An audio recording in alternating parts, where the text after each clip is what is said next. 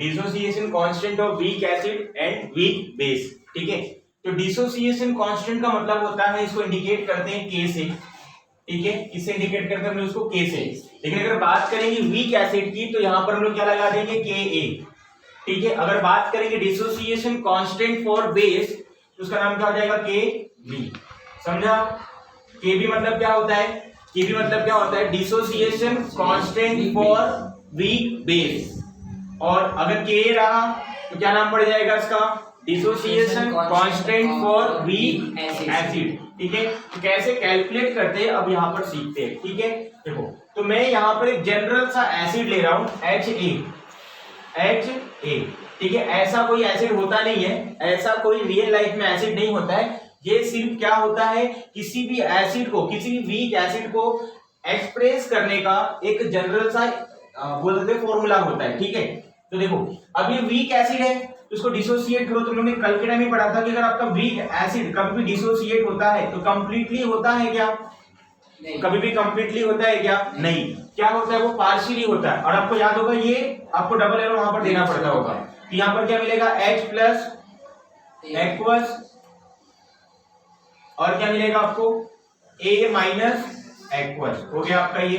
चलो, तो अभी यहां पर ध्यान से देखना। तो अगर आप यहां पर ध्यान से देखोगे तो आपको दो रिएक्शन देखने मिल रही है, एक फॉरवर्ड रिएक्शन, एक बैकवर्ड रिएक्शन। फॉरवर्ड मतलब कहां से मालूम पड़ा, कैसे मालूम पड़ा फॉरवर्ड रिएक्शन हो रहा है, देखो पहले फटाफट। अगर आप यहां पर देखोगे, ये आपको रिएक्शन दिख रहा है, इसे क्या कहते हैं, फॉरवर्ड। इसे क्या कहते हैं भाई, फॉरवर्ड। ये देखो ध्यान से, इसे क्या कहेंगे हम लोग, बैकवर्ड। तो इतनी बात समझ में आई। तो अब देखो, अभी अपने को लिखना है फॉरवर्ड रिएक्शन के बारे में, फिर लिखना होगा बैकवर्ड रिएक्शन के बारे में। तो according to law of mass action, ये कहता है कि रेट ऑफ किसी भी रिएक्शन का रेट क्या होता है, डिपेंड करता है कॉन्सेंट्रेशन ऑफ रिएक्टेंट पर। किसी भी रिएक्शन का रेट जो होता है किस पर डिपेंड करता है, कॉन्सेंट्रेशन ऑफ रिएक्टेंट पर। जैसे मान लो ये रिएक्टेंट है, ये आपका प्रोडक्ट है, इस रिएक्शन का रेट निकालूंगा। रेट मतलब क्या होता है, कितनी स्पीड से हो रहा है। तो इसका, इस रिएक्शन का जो रेट होगा ना, डिपेंड इस पे करेगा कितनी स्पीड से आपका रिएक्टेंट खत्म हो रहा है। जितनी स्पीड से आपका रिएक्टेंट खत्म होगा उतनी स्पीड से आपका रिएक्शन होगा ना, समझा। तो देखो अभी क्या करेंगे, यहाँ पे देखो रेट ऑफ, मैं भी यहाँ पे दो रिएक्शन है ना, एक फॉरवर्ड एक बैकवर्ड, इसको मैं बोल दूंगा फॉरवर्ड, ये मेरा क्या हो जाएगा भाई, बैकवर्ड। F मतलब, B मतलब, देखो तो rate of forward reaction, rate of forward reaction is directly proportional to, तो इस रिएक्शन के लिए रिएक्टेंट क्या होगा, ये वाला हो जाएगा HA। तो यहाँ पे लिखेंगे कॉन्सेंट, हाँ directly proportional to concentration of HA। Reactant आपका ये हो जाएगा कुछ ऐसा, और यहाँ पे क्या डाल देंगे AQ। कितना डाल दिया आप लोगों ने, आगे।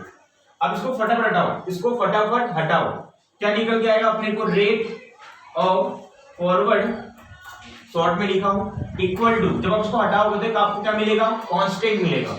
उसको हम लोग बोल देंगे KF, ठीक है, फॉरवर्ड रिएक्शन का कांस्टेंट है। और ये आपका हो जाएगा HA एक्वस। कितना समझा, आगे। इसको इक्वेशन नंबर 1 मान लेंगे, क्या मान लेंगे इसको, 1। आगे अभी तो फॉरवर्ड की बात हो गई, अब किसकी बात करेंगे भाई, बैकवर्ड का। तो बैकवर्ड मतलब ऐसा होगा, बैकवर्ड मतलब कैसा हो रहा है, ऐसा हो रहा है। तो इस बैकवर्ड रिएक्शन के लिए आपका रिएक्टेंट क्या होगा, ये वाला हो जाएगा, ठीक है। देखो rate of backward reaction is directly proportional to concentration of H plus aqueous और A माइनस एक्वस। इतना समझा, आगे देखिए। अभी क्या करेंगे, इसको हटाते हैं, इसको हटाएंगे, क्या आएगा हमारे यहाँ पे, rate of backward equal to KB।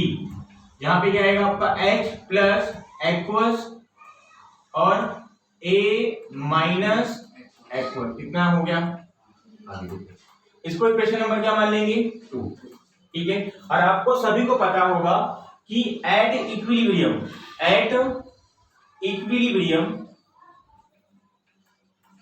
क्या होता है आपका, एट इक्विलिब्रियम पे होता ये है कि आपका रेट ऑफ फॉरवर्ड जो होता है वो इक्वल होता है रेट ऑफ बैकवर्ड के। हमेशा याद रखना, ये कहां पर होता है भाई, एट इक्विलिब्रियम। समझा मैंने क्या कहा, आगे देखो।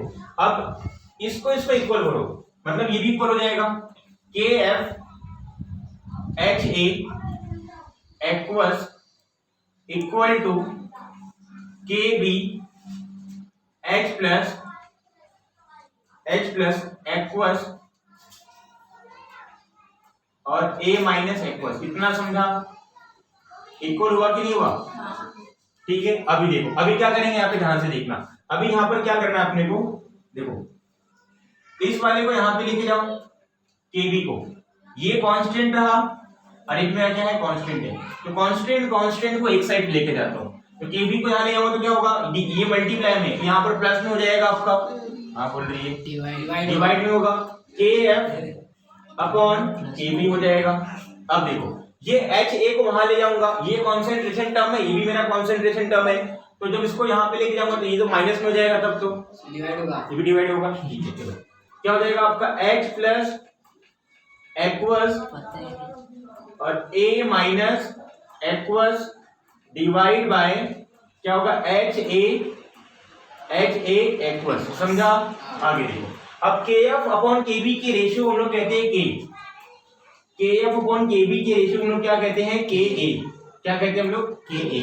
तो आपका क्या हो जाएगा, K H प्लस एक्वस और A minus aqueous upon HA aqueous, ठीक है, चलो एक्वस, ये हमारा होगा KA। Dissociation constant for acid मैंने निकाल लिया। तो आपने यहां से क्या सीखा, देखो, तो आपको इसका इतना करने की जरूरत नहीं है, आपको करना क्या है, देखो ये आपका है क्या, ये कॉन्सेंट्रेशन ऑफ प्रोडक्ट है और ये क्या है मेरा, कॉन्सेंट्रेशन ऑफ रिएक्टेंट है। तो एक बात याद रखना, मतलब KA क्या होता है हमारा, क्या होगा, concentration of product upon concentration of reactant, ठीक है, समझा मैंने क्या कहा?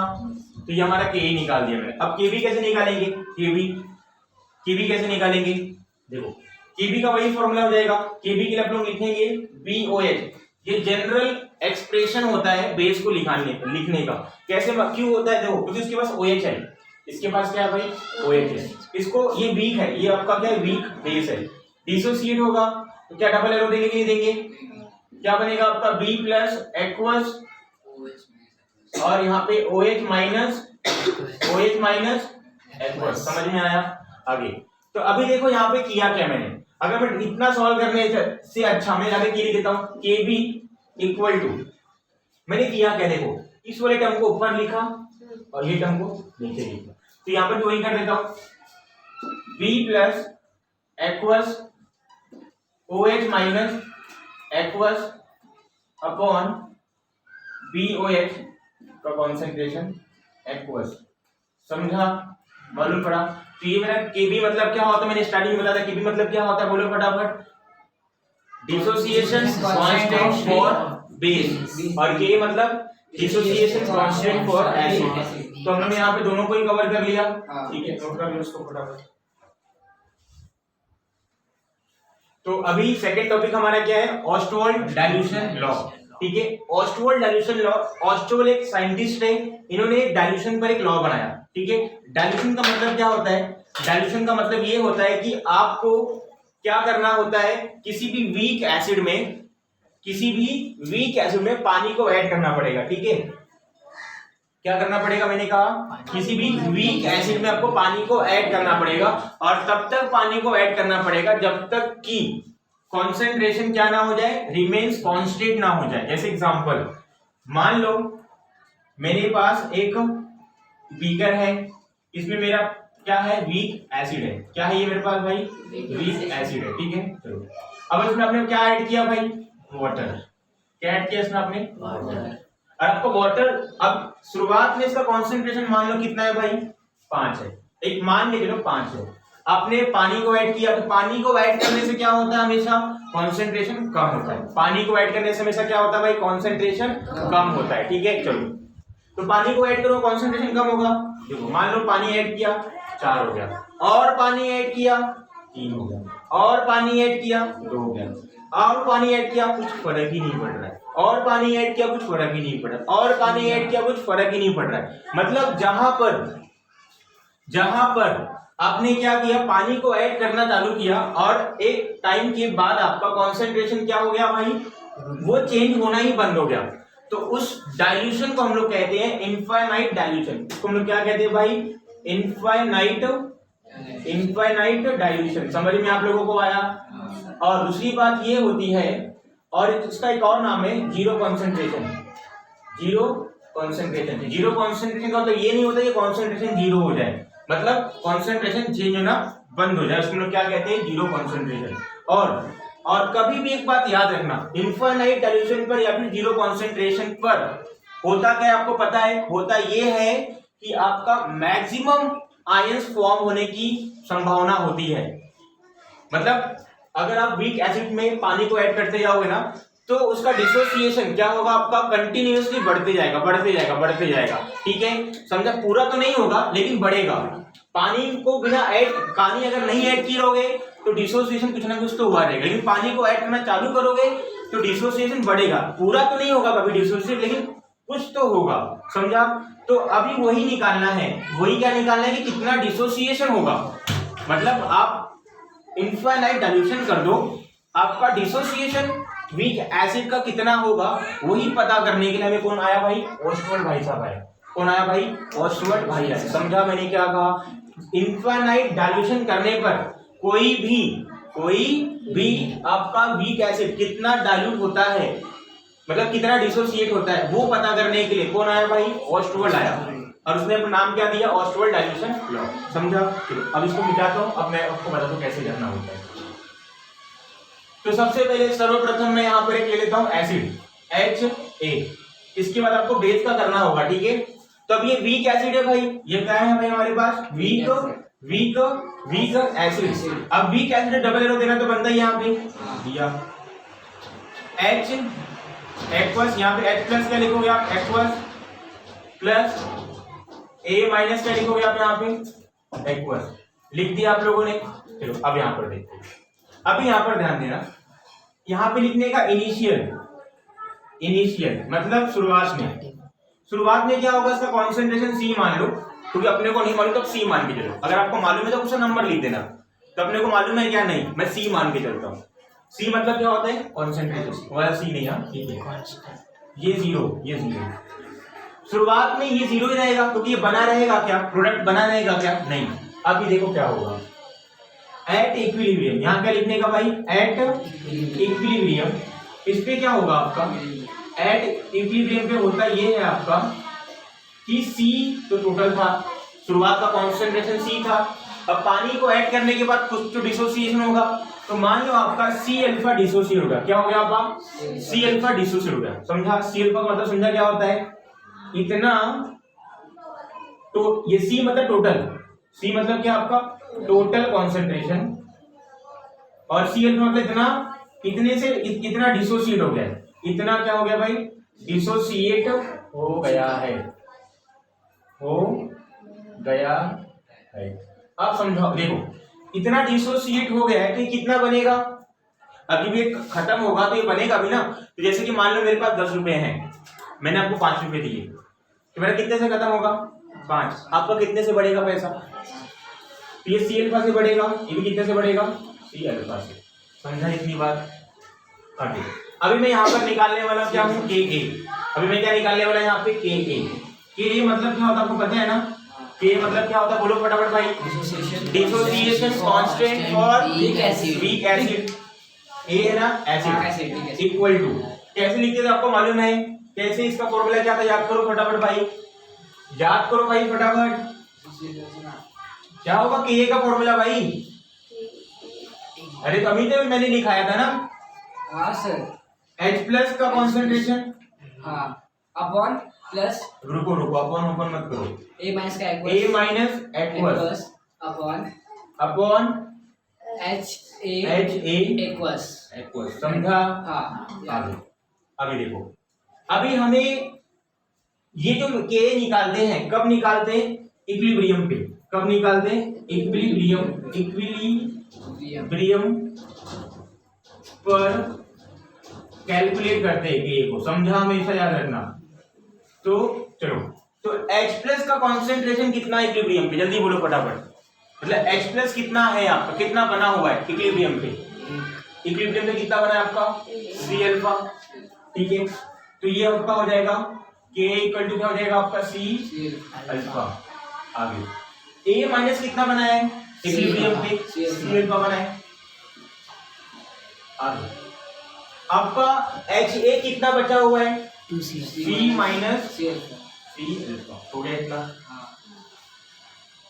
सी माइनस सी अल्फा। आगे अभी क्या करूंगा देखो C alpha into C alpha क्या हो जाएगा आपका C square alpha square divide by C 1 minus alpha.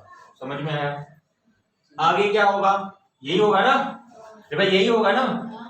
आगे क्या करेंगे बताओ कि ये हो गया क्या आपका यही बचेगा c को काट दो c डिवाइड ठीक है। और मैंने आपको एक बात बताया था अल्फा का जो वैल्यू होता है ना अल्फा का जो वैल्यू होता है फॉर स्ट्रॉन्ग एसिड के लिए क्या होता है 1 होता है और वीक एसिड के लिए क्या होता है एक से बहुत कम होता है एक से बहुत कम होता है ठीक है मतलब 0.00 समथिंग होगा ठीक है। चलो तो अगर मैं यहाँ पे अल्फा का वैल्यू 0.00 समथिंग रखता हूँ तो मेरे को क्या निकल कर आएगा के ए इक्वल टू सी अल्फा यही आएगा क्या क्योंकि 1 माइनस 0.00 तो 1 ही आएगा आपका। अब किसी के डिवाइड में अगर 1 आ गया तो यही आएगा आपका। अब देखो यहाँ पे ध्यान से मुझे निकालना क्या है अल्फा निकालना है। क्या निकालना है भाई अल्फा मतलब कितना डिसोसिएट हो रहा है। तो क्या करूंगा मैं देखो इस सी को वहां भेजूंगा तो ये आपका मल्टीप्लाई में सी तो यहाँ पे आएगा तो प्लस में हो जाएगा फिर से यहाँ बोल रही है के अपॉन क्या हो जाएगा आपका सी इक्वल टू अल्फा स्क्वायर। आगे अब अल्फा स्क्वायर है तो भी अपने को यहाँ पे स्क्वायर हटाना है तो मेरे को यहाँ पे क्या करना पड़ेगा 2 से मल्टीप्लाई करना पड़ेगा ना स्क्वायर रूट ना अच्छा स्क्वायर रूट लेना पड़ता है ठीक है K A upon C equal to alpha. तो मेरे को अब मेरे को अल्फा का फॉर्मूला मिला कि नहीं मिला मिल गया। तो ये आपको फॉर्मूला आपको यही निकालना था आपको यहाँ पर मिल गया है ठीक है। तो ये तो बात थी किसके लिए अल्फा निकाला मैंने वीक एसिड के लिए। अब इसी तरह इसके लिए कैसे निकालोगे BOH इसको डिसोसिएट करो B plus OH minus aqueous ये भी मेरा एक्वस तो ये आप लोगों के लिए करना है ठीक है। ये करके दिखाओ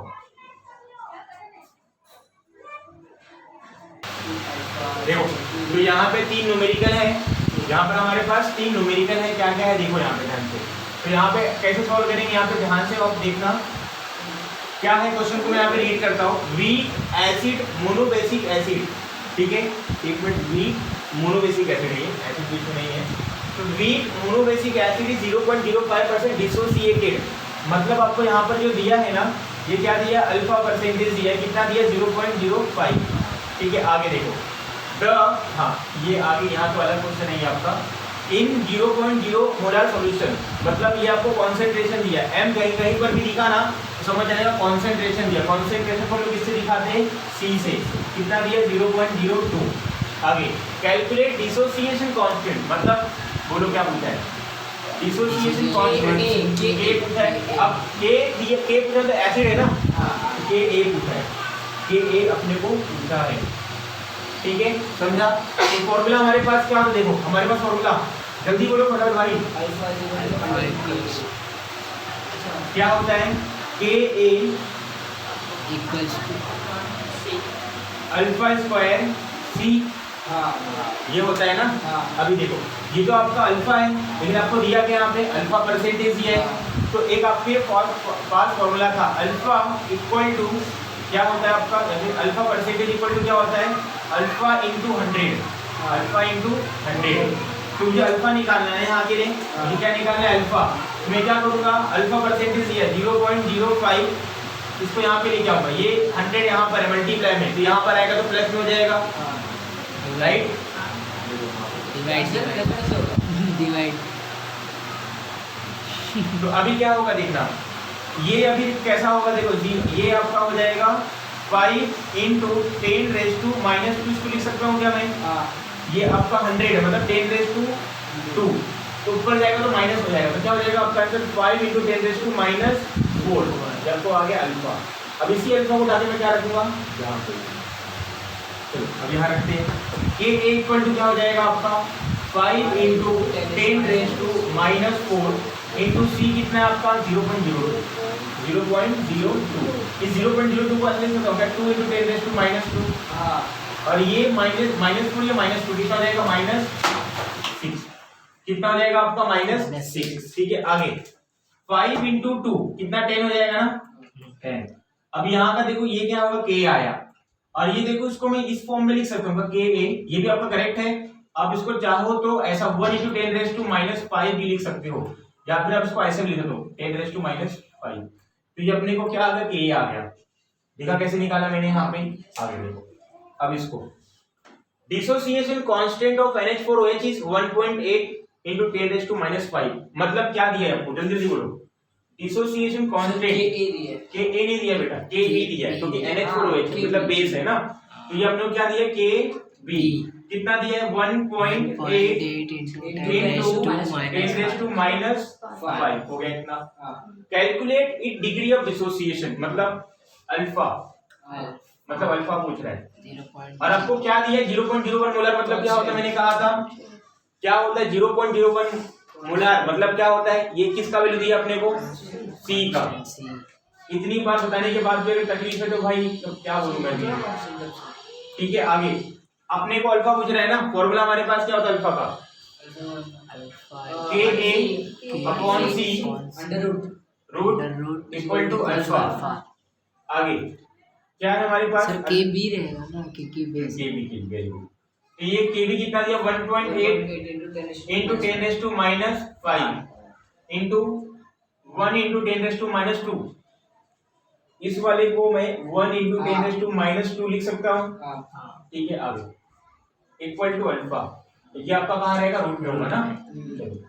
अभी क्या करेंगे हम लोग देखो इसको ऊपर ले जाता हूँ प्लस में हो जाएगा ना प्लस में तो कटेगा कितना 3 आएगा मतलब 1.8 इंटू 10 रेज टू -3 ये 1 डिवाइड बाय तो कुछ मतलब ही नहीं है इसका रूट आपको कुछ रहेगा ऐसा। अब इसको √3 को बाहर निकालो कुछ मतलब नहीं है -3 को निकालो कुछ मतलब नहीं है। एक काम करो आप इसको ऐसे करो 18 इंटू एक नंबर के बाद डेसिमल है क्या है 10 रेज टू -4। अभी क्या होगा -4 को बाहर निकालो क्या हो जाएगा आपका -2 हो जाएगा √18 आ गया। ठीक है अल्फा। अब √18 का वैल्यू कैसे मालूम करेंगे कोई बात नहीं आप उसको ऐसे लिख सकते हो क्या √18 को मतलब फ्रैक्शन मतलब ऐसा 2 इंटू 2 इंटू ऐसा समथिंग कैसे लिखेंगे देखो 2 इंटू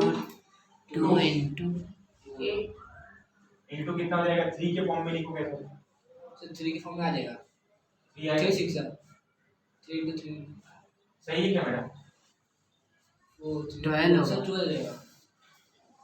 तो एक बार और तो लिखो हाँ इंटू 3 अभी इंटू 3 लिखो हाँ। सही है अभी हाँ 2 रूट 6 आएगा 2 रूट 6 पक्का हाँ पक्का सा सही है 2 जा 4 4 टू 6 6 से 4 2 जा 8 गलत हो जाएगा इंटू 2 16 हो गया गलत है। कैसे करोगे √18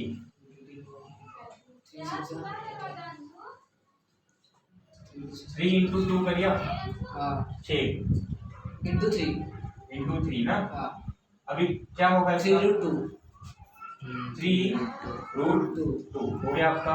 हाँ अभी √2 का वैल्यू कितना होता है 1.41 होता है 3 इंटू 1.41 कितना हो जाएगा आपका ये 3.14 12 4 ना 4.23 ना तीन कम 3 एक का हासिल तो 4 ना 4.23 आपका आंसर आ जाएगा यहाँ पे आ गई आपका आंसर।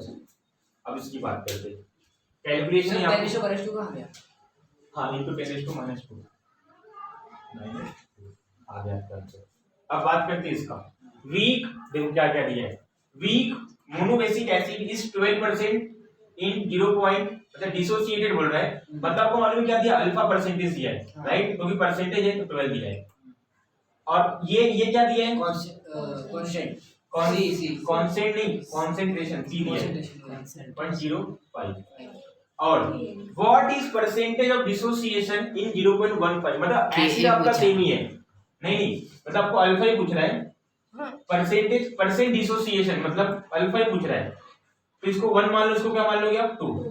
ठीक है, आपको ये पूछ रहा है और आपको C1 दिया या C2 कितना दिया आपको, देखो यहाँ पे 0.15 दिया, राइट। अल्फा का वैल्यू तो कैसे करोगे देखो अब, तो यहाँ पर क्या होगा देखना, आप ऐसे करना, दोनों के लिए एसिड सेम ही है ना, तो क्या हमारा फॉर्मूला क्या कहता है, के इक्वल टू क्या होता है अल्फा स्क्वायर सी, कि A1 मान लो अल्फा 1 C1, राइट, के A2 अल्फा स्क्वायर ये C2। ठीक है, लेकिन देखो एक बात बोलूं मैं, अपने को अल्फा परसेंटेज ही, अपने को अल्फा दिया है क्या, नहीं। अब मैं क्या करूंगा, पहले इसको अल्फा में कन्वर्ट कर दूंगा। तो अल्फा परसेंटेज फॉर्मूला क्या होता है, अल्फा इंटू 100। अल्फा 12 दिया है ना, 200 डिवाइड बाय 100 लेके आऊंगा ना, यहाँ पे मल्टीप्लाई में, यहाँ पे क्या होगा वैल्यू में आपको प्लस में हो जाता है, 10⁻²। डिवाइड में होता है। ठीक है, देखो कितना आ जाएगा, 12 into 10 raised to -2 आपको आ गई अल्फा। ठीक है, चलो तो अभी देखो, इसको इक्वेशन नंबर 1, इसको इक्वेशन नंबर 2 मान लो। अब एसिड सेम है तो के भी सेम होता है, दो सेम एसिड के लिए के सेम होगा। तो अगर कंपेयर करोगे, comparing equation number 1 and 2, Ka1 equal to क्या होगा आपको, Ka2 सिर्फ for same acid, for same acid. ठीक है, तो ये अगर ये कंपेयर होगा तो ये भी कंपेयर होगा, C1 equal to alpha 2 square to C2, समझा। इसका वैल्यू दिया है कि अपने को, हाँ 12 into 10 raised to -2 into C1 कितना दिया है देखो 0.05, अल्फा 2 कितना दिया है, ये नहीं, into C2 कितना दिया है, 0.1। सॉल्व करते हैं फटाफट से, दिख रहा है क्या। आगे इसको मैं ये लिख सकता हूँ क्या, 5 into 10 raised to -2, और ये इसका स्क्वायर करना है, पता रखना। ठीक है, तो ये आपका हो जाएगा 144, इसका -4 हो जाएगा, right, into 5 into 10 raised to -2 equal to alpha 2 का square into 15 into 10 raised to -2। अभी क्या करेंगे बोलो, ये -6 हो जाएगा, इसको यहाँ लिखता हूँ, -6 हो जाएगा, ये -6 हो जाएगा, ये -4 -2 -6 into 144 into 5 equal to alpha 2 का स्क्वायर इंटू सी कितना जाएगा आपका 15 इंटू 10 रेज़ टू -2 कितना हो गया। चलो अभी क्या करेंगे, इसको यहाँ पे लेके आते हैं, फिर से मल्टीप्लाई में यहाँ पर आएगा तो क्या हो जाएगा, क्या 144 into 5 divide by 15 into 10 raise to -2 और आपका -6, ये कटेगा ऊपर जाएगा तो प्लस हो जाएगा, तो क्या बचेगा आपका -4।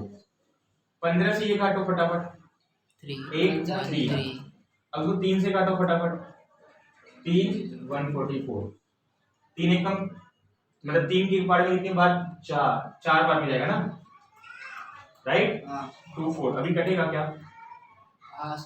कटेगा 48 ना, 48 आ गया, 48 इंटू 10 रेज़ टू -4 आपको आया। ये तो आपको अल्फा स्क्वायर आया ना, अल्फा स्क्वायर आया ना, अपने को अल्फा परसेंटेज, तो फिर इसका स्क्वायर ये निकाल लो, तो क्या करेंगे हमें मालूम है ना, इसका ये ले लूंगा, तो अल्फा 2 निकल जाएगा, ये 48 इंटू 10 रेज़ टू -4। अब एक काम करते -4 को वहां निकालूंगा बाहर, इसको यहाँ लिखता हूँ, तो -2 हो जाएगा ये, और ये √48 राइट इक्वल टू अल्फा 2 हो गया। √48 कितना होता है, नहीं आएगा तो काम करने का, ऐसे लिखो ना इसको, इस फॉर्म में लिखो, तो कैसे लिख सकते हो इसको 48 को, 24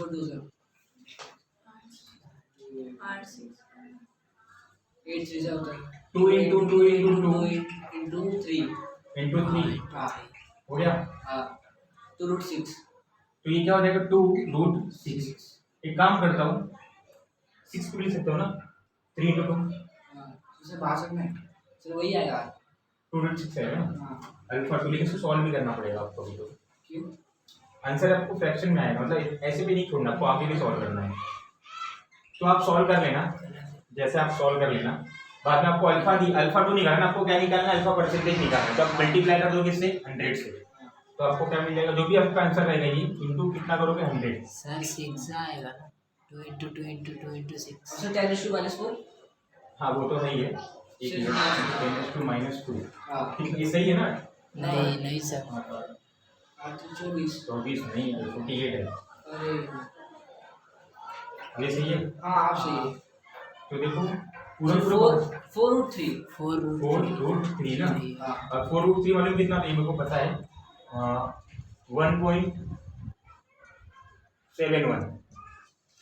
1.712 कुछ होता है। √3 इंटू 4 कर दूंगा, इंटू 10⁻², कितना हो जाएगा ये 4, 28, 6 ना, 10⁻²। ये मेरे को अल्फा क्या आ जाएगा 2, मेरे को अल्फा परसेंटेज निकालना है ना, हाँ तो मल्टीप्लाई करूंगा 100 से, तो आपको 6.84 आ जाएगा ना आपका, हाँ लेकिन गलत आएगा। तो 6 हाँ ये यही आएगा आपका, सही है, 6.84% आएगा आपको, सही है, ठीक है, समझा ये आपको, ये आपका आंसर आ जाएगा, देख लो। चलो तीसरा टॉपिक हमारे पास क्या है, auto ionisation of water. Auto ionisation of water कैसे करते हैं, यहाँ पर ध्यान से देखना। तो आपको यहाँ पर लेना है वाटर के मॉलिक्यूल्स H2O, ये आपका रहा लिक्विड फॉर्म में। तो अगर आप क्या करते हो, कैसे होता है, अगर आपने बीकर लिया, वाटर के अंदर रिएक्शन क्या होता है आपको पता है, ऐसे आपने यहां तक पूरे भर के आपने पानी लिया है, तो पानी के अंदर भी मालूम है क्या होता है, रिएक्शंस होते हैं। पानी के अंदर भी क्या होता है, आपस में पानी के मॉलिक्यूल्स के बीच में क्या होता है, रिएक्शन होता है। देखो जैसे एक वाटर मॉलिक्यूल्स, ये दूसरा वाटर मॉलिक्यूल्स, ये आपस में क्या करते हैं, रिएक्शन करते हैं, ठीक है। तो देखो जब ये आपस में रिएक्शन करेंगे तो क्या बनेगा आपको बताता हूं मैं, ये वाटर लिक्विड। तो जब ये आपस में रिएक्शन करते हैं, एक पूरे टंकी में भरे हुए पानी, जब आपके दो मॉलिक्यूल्स आपस में रिएक्शन करते हैं ना, तो वहां पर आपका बन के आता है कुछ है, मतलब उनके बीच में जो रिएक्शन होता है रिवर्सिबल होता है, पहली बात तो ये है, और साथ साथ में जो बनकर आता है वो आपका होता है H3O प्लस एक्वस और OH माइनस एक्वस, ये बनकर आता है, ठीक है। और जब भी अगर दो सेम मॉलिक्यूल्स आपस में रिएक्शन करते हैं ना, तो उसको हम लोग कहते हैं ऑटो आयोनाइजेशन। मतलब कि जब सेम मॉलिक्यूल्स आपस में रिएक्ट करके आयन का फॉर्मेशन करते हैं ना, उसे हम लोग कहते हैं ऑटो आयोनाइजेशन। तो यहाँ पे वाटर क्यों लिखा गया है, क्योंकि वाटर के मॉलिक्यूल्स आपस में रिएक्ट कर रहे हैं ना। अगर यहाँ पे मैं NH3 लिखता, अगर दो NH3 आपस में रिएक्ट करते तो उसको मैं क्या कहता, ऑटो आयोनाइजेशन ऑफ अमोनिया, ठीक है। लेकिन यहाँ पर मैंने क्या लिया है, वाटर, तो इसका नाम, अगर दो सेम मॉलिक्यूल्स आपस में रिएक्शन करेंगे और आयंस का फॉर्मेशन करेंगे तो क्या नाम हो जाएगा इसका, ऑटो आयोनाइजेशन। समझा आपको, तो इसका नाम पड़ जाएगा ऑटो आयोनाइजेशन ऑफ वाटर। समझा, मालूम पड़ा कैसे होते हैं, आगे देखो। अभी मुझे लिखना है यहाँ पर इसका K लिखना है, क्या लिखना है भाई इसका Ka, सॉरी K लिखना है, ठीक है, K डिसोसिएशन कांस्टेंट लिखना है, ठीक है। अब ये एसिड तो है नहीं, तो बेस है, तो क्या लिखेंगे इसको, डिसोसिएशन कांस्टेंट, K से इंडिकेट करो, किससे इंडिकेट करोगे, K से।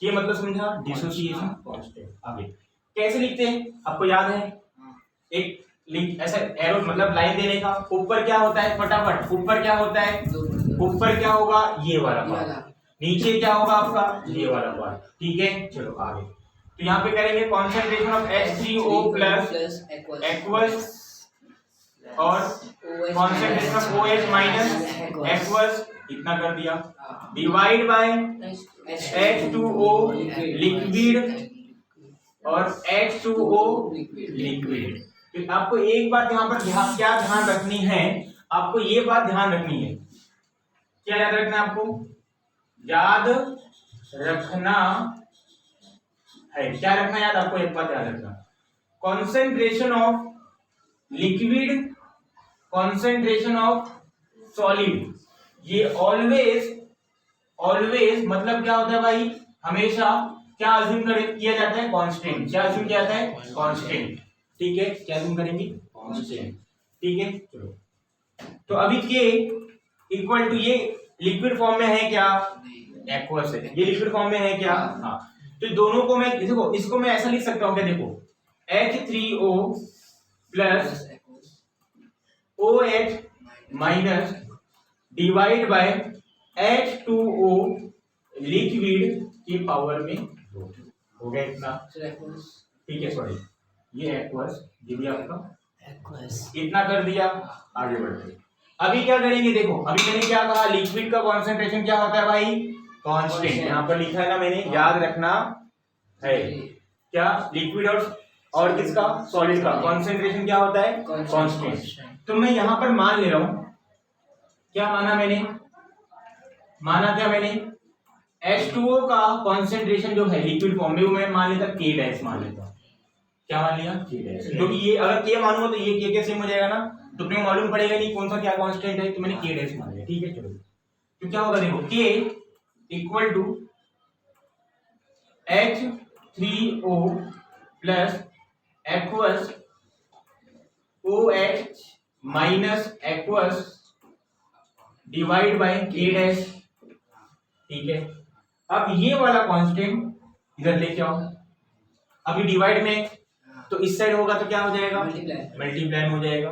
चलो K into K dash equal to H3O aqueous plus OH minus aqueous. समझा? आगे K इंटू K डैश, जब एक कांस्टेंट दूसरे कांस्टेंट से मल्टीप्लाई होता है ना एक नया कांस्टेंट पैदा होता है। समझा? तो ये आपका डिसोसिएशन कांस्टेंट, ये आपका लिक्विड वाला कांस्टेंट जब आपस में मल्टीप्लाई होंगे तो एक नए कांस्टेंट का फॉर्मेशन करें, जिसे हम लोग कहते हैं KW। क्या कहते हैं इसको लोग? KW। और ये मेरा हो जाएगा H3O plus AQOH minus AQ, और इसको हम लोग कहते हैं डिसोसिएशन कांस्टेंट फॉर वाटर। समझा? K मतलब क्या होता है फॉर वीक एसिड, Kb मतलब क्या होता है? Dissociation constant for weak base, बोला करो। Kw क्या होता है? Dissociation constant for water. ठीक है चलो, अब देखो यहाँ पे ध्यान से, ये आपका Kw आया कि नहीं आया भाई? आया। चलो आगे एक बात याद रखना, एट 25 डिग्री सेल्सियस जो आपका H3O प्लस मतलब न्यूट्रल मतलब वाटर की बात कर रहा हूं, एट मतलब प्योर वाटर की बात कर रहा हूं, तो ये जो मेरा H3O प्लस का जो कॉन्सेंट्रेशन होता है और वो आपका होता है मालूम है कितना? 1 इंटू 10⁻⁻⁷ मोल पर लीटर। समझा? ये आपको याद रखना। कब? जब पानी आपने देखा है, पानी में आपका ये भी रहता है और ये भी रहता है और उसका वैल्यू ना गिवन होता है, मतलब आपको याद रखना पड़ेगा कितना होता है, इतना होता है। टेम्परेचर बढ़ाओगे तो इसका ये जो वैल्यू ना चेंज हो जाएगा। क्या हो जाएगा? चेंज। जब ये चेंज होगा तो ये चेंज होगा नहीं होगा? चेंज होगा। ठीक है, तो याद रखना, खाली मैं किसकी कंडीशन की बात कर रहा हूँ? 25 पे ये वैल्यू फिक्स रहता है और साथ में ये भी क्या होता है मेरा उतना ही रहता है। कितना रहता है? 1 इंटू 10⁻⁻⁷ मोल पर लीटर। समझा आपको? अब इस वैल्यू को कहां रखूंगा मैं? इस पे रखता हूं, तो क्या निकल कर आएगा? एट 25 डिग्री सेल्सियस पे जो KW होगा क्या निकल कर आएगा? 1 इंटू 10⁻⁻⁷ इंटू 1 इंटू 10⁻⁷। ये क्या निकल कर आएगा? KW equal to 1 into 10⁻⁴। ये जो KW का वैल्यू आया है ना, ये कब के लिए आया भाई? 25 के लिए। अगर मैं 25 की 30 कर दूंगा, क्या कर दूंगा? 30 कर दूंगा, तो ये वैल्यू मेरा इतना नहीं रहेगा, कुछ ज्यादा हो जाएगा। ज्यादा हो जाएगा मतलब KW भी क्या हो जाएगा? ज्यादा हो जाएगा। तो याद रखना, जो KW का वैल्यू होता है ना, ये टेम्परेचर डिपेंडेंट होता है। क्या होता है आपका? टेम्परेचर डिपेंडेंट होता है, मतलब टेम्परेचर बढ़ाओगे तो KW बढ़ेगा। क्यों बढ़ेगा? क्योंकि इसका वैल्यू बढ़ेगा। क्या बढ़ेगा? इसका वैल्यू बढ़ेगा। जब ये बढ़ेगा तो ये ऑटोमेटिक भी अपने आप ही बढ़ेगा ना भाई। तो याद रखना, KW जो होता है मेरा क्या होता है? टेम्परेचर डिपेंडेंट होता है। और इस इक्वेशन को कहते हैं मतलब इसको हम लोग कहते हैं आयनिक प्रोडक्ट ऑफ वाटर। इसको हम लोग एक और नाम क्या देते हैं? आयनिक प्रोडक्ट, क्योंकि आयंस है ना ये, और प्रोडक्ट मतलब क्या होता है? मल्टीप्लिकेशन। तो इसको हम लोग कहेंगे आयनिक प्रोडक्ट। अगर कोई आपको पूछे आयनिक प्रोडक्ट ऑफ वाटर क्या होता है, तो आप लोग क्या बोलोगे? H3O प्लस और OH माइनस। ये आयंस होते हैं ना, आयंस मतलब समझा? Ionic product. आयनिक मतलब क्या होता है? आयंस, और प्रोडक्ट मतलब क्या होता है? इसका मल्टीप्लिकेशन। तो ये आयंस आयनिक प्रोडक्ट है कि नहीं है? और किससे बने हुए? देखो वाटर से बने हुए ना, आपके वाटर से ही बने ना ये, तो इसको हम लोग कहते हैं आयनिक प्रोडक्ट ऑफ वाटर। समझ में आया? और KW क्या कहते हैं? Dissociation constant for water. समझा आप लोगों को ये वाली बात? एक बार देख लो इसे। चलो फोर्थ टॉपिक हमारा क्या है? पीएच और पीओएच। पीएच क्या होता है, पीओएच क्या होता है, यहाँ पर देखते हैं एकदम आराम से। देखो पीएच मतलब होता है पोटेंशियल ऑफ हाइड्रोजन। क्या होता है भाई? Potential of hydrogen. ठीक है, और पीओएच मतलब क्या होता है? Potential of hydroxide. तो अभी देखो पीएच कब यूज करते हैं? तो जब अगर आपको H प्लस का कॉन्सेंट्रेशन, क्या कहा मैंने आपको अभी, जब अगर अपने को H प्लस का कॉन्सेंट्रेशन या फिर H3O प्लस का, दोनों एक ही बात होती है, ठीक है, H3O प्लस का कॉन्सेंट्रेशन को अगर आपको एक्सप्रेस करना होता है ना, अगर उसको बताना होता है ना, तो अगर हम लोग इसके कॉन्सेंट्रेशन को एक्सप्रेस करते दिखाते हैं लॉगरिथम फॉर्म में, किसके फॉर्म में, लॉगरिथम फॉर्म में, तो उसी को हम लोग कहते हैं पीएच। समझा? एक बार और रिपीट करता हूं, मैंने क्या कहा कि अगर आपको H प्लस का या फिर H3O प्लस का कॉन्सेंट्रेशन लॉगरिथम फॉर्म में, लॉगरिथम को तो समझ में आता है ना, लॉग के फॉर्म में अगर आप एक्सप्रेस करते हो, दिखाते हो, तो उसे हम लोग कहते हैं क्या है भाई, पीएच। समझा? और पीओएच क्या होता है, अगर आप OH माइनस का कॉन्सेंट्रेशन, किसका भाई, OH माइनस का कॉन्सेंट्रेशन लॉगरिथम फॉर्म में दिखाते हो ना, उसे हम लोग कहते हैं क्या, पीओएच। समझा? आगे पीएच का फॉर्मूला क्या बन के आता है, pH equal to minus log to the base 10 concentration of H plus ion. समझा? आप यहां पर एक और क्या बन, पीओएच का फॉर्मूला क्या बनकर आता है, minus log to the base 10 concentration of OH minus. तो देखो मैंने H प्लस को लॉगरिथम फॉर्म में दिखाया कि नहीं दिखाया, तो इसी को हम लोग क्या कहते हैं, पीएच। मैंने OH माइनस के कॉन्सेंट्रेशन को लॉगरिथम फॉर्म में दिखाया कि दिखाया, तो क्या कहेंगे, पीएच। जो मैंने बोला वो दिखाया, इसी को हम लोग कहते हैं पीएच, उसी को हम लोग कहते हैं पीओएच। क्लियर हुई बातें? अब कुछ और,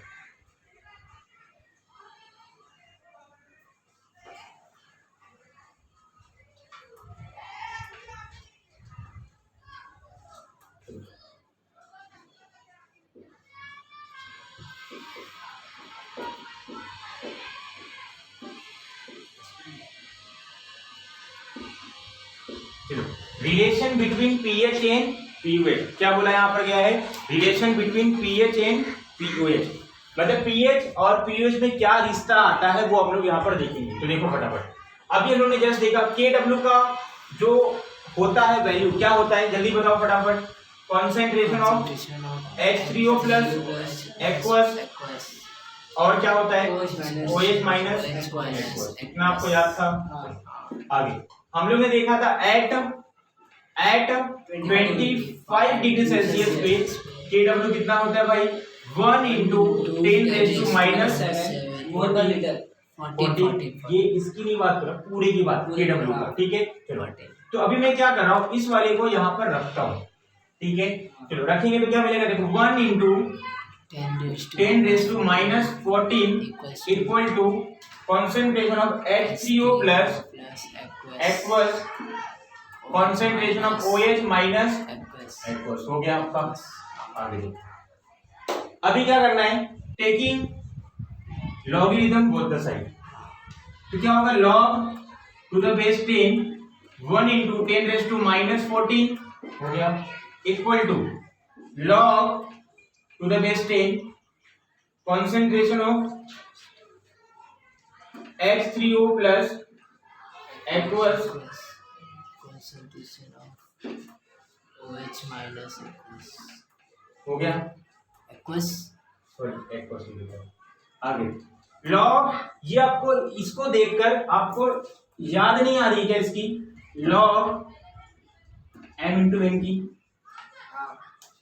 इसको देखकर आपको इसकी याद नहीं आ रही है। देखो ये आपका रहा m, ये आपका रहा n, इनके बीच में मल्टीप्लाई है, तो लॉग m इंटू n का फॉर्मूला क्या होता है, log m multiply by n, log m plus log n, ठीक है। चलो क्या होगा आपका लॉग, इसका लॉग कैसे लेंगे, देखो इसका लॉग ये हो जाएगा -14 है ना, यहाँ पर लेके आओ तो क्या हो जाएगा 5, -14 यहाँ पर हो जाएगा, लॉग 1 हटा दो, लॉग 1 मतलब 1, ये हो जाएगा इक्वल टू 10 क्या हो जाएगा आपका लॉग base to 10, और ये क्या हो जाएगा आपका H3O प्लस एक्वस, ठीक है, और क्या होगा आपका plus log 10 OH minus minus aqueous हो गया इतना aqueous एक्वस, ठीक है, समझा। हाँ आगे अब देखो माइनस से मल्टीप्लाई करता हूँ तो क्या हो जाएगा 14 हो जाएगा, minus log 10 H3O plus aqueous minus log base 10 OH minus aqueous. हो गया। अभी देखो इसको देख के मेरे को किसी की याद आ रही है पीएच का, minus log of H plus concentration याद है, मैंने बोला था H प्लस का कॉन्सेंट्रेशन या फिर H3O प्लस का कॉन्सेंट्रेशन अगर लॉगरिथम फॉर्म में दिखाते हैं तो उसको पीएच कहेंगे। pH। ये पीएच आ गया प्लस इसको देखिए किसकी याद आई, pOH की इक्वल टू 40। तो ये जो आपको रिलेशन निकल कर आया pH plus pOH equal to 40। तो ये हमारा था relation between pH and pOH। ठीक है।